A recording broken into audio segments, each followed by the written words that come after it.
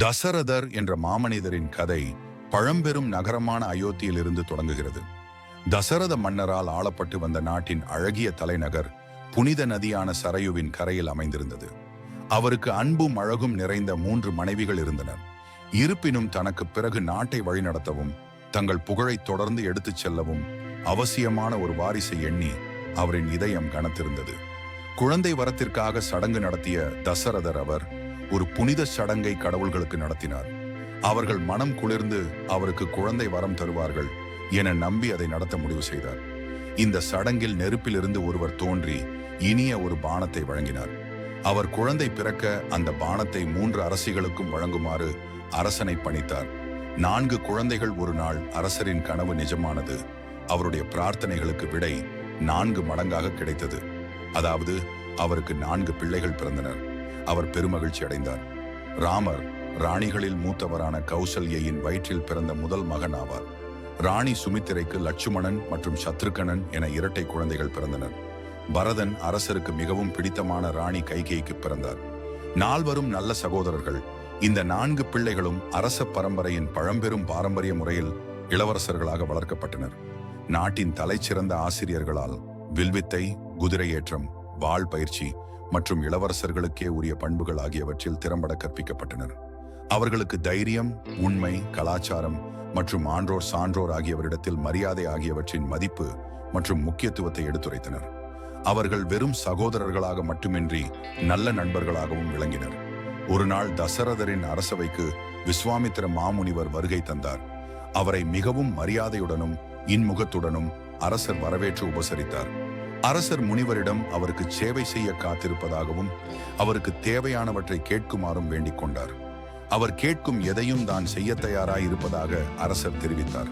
ராமரை கேட்ட விஸ்வாமித்திரர் தான் மிகவும் பலம் வாய்ந்த அரசனாக இருப்பினும் விஸ்வாமித்திரர் தனக்கு கடினமான ஒன்றை கேட்பார் என எதிர்பார்க்கவில்லை.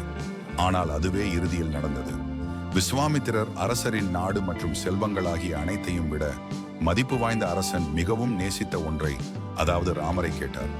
வேள்வியை நடத்த ராமும், ஆனால் அதனை ராவணனால் அனுப்பப்பட்ட 2 அசுரர்கள் இடர்பாடுகள் செய்து தடுப்பதால் அவரால் அதனை முடிக்க இயலவில்லை என்றும் அரசரிடம் தெரிவித்தார். அந்த அசுரர்கள் வேள்வியை கலைத்து பொருட்களை துவம்சம் செய்தனர். அந்த மாமுனி நினைத்தால் தன்னுடைய போர் திறமையால் அந்த அசுரர்களை பூச்சிகளை நசுக்குவதைப் போல் நசுக்க முடியும். ஆனால் அவர் ஒரு புனித முனிவராக இருப்பதால் அவருடைய திறமைகளை கோபத்திற்காக பயன்படுத்த விரும்பவில்லை.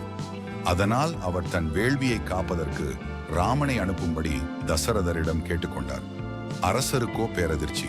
தன்னுடைய 16 வயது நிரம்பிய அன்பான மகனை அசுரர்களை எதிர்க்க அனுப்புவது என்பது அவருக்கு ஆழ்ந்த அச்சத்தை ஏற்படுத்தியது. அரசர் முனிவரிடம் இது குறித்து வாதிட முயன்றார்.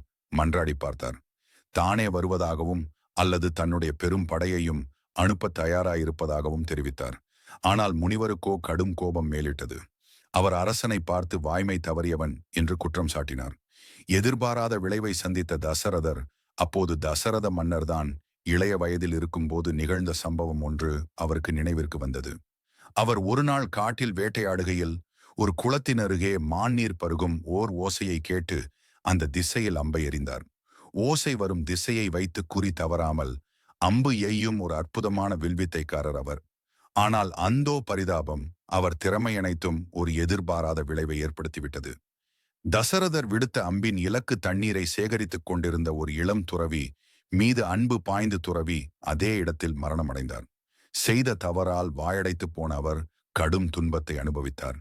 இந்த துக்க செய்தியை ஆசிரமத்தில் உள்ள அந்த இளம் துறவியின் வயதான பெற்றோரிடம் எடுத்துரைக்கச் சென்றார். இதை கேட்டு அவர்கள் சொல்ல முடியாத துயரத்திற்கு ஆளானார்கள். இதன் விளைவாக அந்த வயதான தந்தை தசரதனுடைய மகனும் அவரை விட்டு பிரிவான் என்றும் அந்த துக்கத்தில் தசரதரும் மடிய வேண்டும் என்றும் தசரதருக்கு சாபமிட்டார்கள். இந்த வீடியோ பிடித்திருந்தால் லைக் பண்ணுங்க, ஷேர் பண்ணுங்க, மேலும் சப்ஸ்கிரைப் பண்ணுங்க.